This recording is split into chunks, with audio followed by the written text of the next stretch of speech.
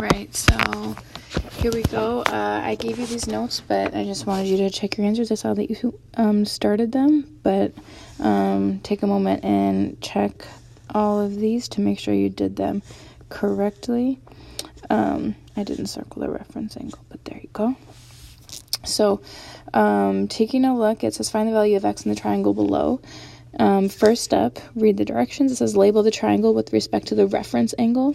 It's an angle, so we're looking for a degree. So in this case, it's 38 degrees. And then it says label it like we did for the third one up above. So that means we're going to label 8 in x. Since 8 is across from the 38 degrees, we're going to label it opposite. And since the x is across from the 90, we label this the hypotenuse. We don't have to label the third side here because we don't know anything about it. Since we're only given O and H, we're going to use those to do step 2, figure out which trig function you should use. So since we have O and H, we have to figure out, are we going to use sine, cosine, or tangent? And since we have O and H, we are going to use sine. All right, so what that means for us is when we set it up, it's always sine or cosine or tangent of an angle. So in this case, our angle is 38 degrees. So it's sine of 38 equals OH opposite, which is 8, over the hypotenuse, which is x. So that is your setup. We just did step 3. Next, we're going to solve, but before we do that, I just want to practice setting up one more question to make sure you got it. So if you take a look at this one here, and at any point, you can just pause the video if you need to re-listen to something or slow down a little bit. But this one, same thing. Circle your reference angle. Angles are degrees, so look for those. And then label your side. Since 16 is across from the 90, you're going to label that as the hypotenuse. And since x is right next to it, you're going to label, next to the angle, you're going to label that as adjacent.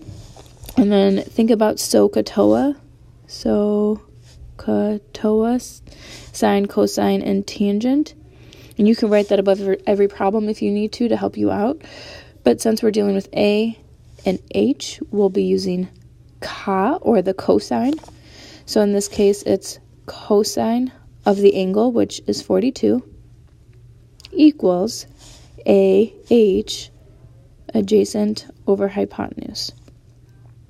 Okay, so those are our setups. That's how we started. And now we're going to work on solving. And before we do that, I just want to look up here and notice how for this problem, one way to do it is to make 6 into a fraction so you can cross multiply. That makes it a little bit easier since you already have a fraction on the right side. So similarly to that, we have something equaling a fraction here. So we're going to use that same strategy. So put sine of 38 over 1, and then we can cross multiply. Now, before we get too far ahead of ourselves, I want to make sure you have a graphing calculator. And on the graphing calculator, hit the mode button. It's at the top left, and it's right next to the second button. And the third option down, you have 2 things, radian or degree. Make sure degree is highlighted. If you don't have it in degree mode, you'll get the problems wrong, and that would be really sad. So make sure you're in degree mode on your graphing calculator. Once you have that done, then you can come over here and start the problem. Sine of 38 is just a number. So if you put that in your calculator, you'll get a long decimal. So when we're solving for x, that's really the only variable. It might be kind of weird that sine is in there, like letters are in your equation, but don't worry, this sine of 38 is just a number. So, back to trying it out. When we go to solve this, we cross multiply. So the numerator of the first fraction gets multiplied to the denominator of the second fraction. And how I would write it is x times sine of 38, just to minimize errors. And then you could do 1 times 8, which is 8. Our goal is to get x by itself. So since x and sine of 38 are being multiplied together, to undo the multiplication, we're going to have to divide both sides by sine of 38 to get it by itself, right, to get these to cancel. So then we can put this into our calculator, put that right in, 8 divided by sine of 38. When you do that, I believe you get 12.994. And as it says at the top, round to 1 decimal place. So that would mean we look at the first one and look at the 9 and say we're going to round that 9 up, and that 9 does round it up. So our answer is actually going to be x equals 13.0. Okay? You probably will get decimals when you're doing trig or solving, and that's okay. Just make sure you round to whatever value it tells you to.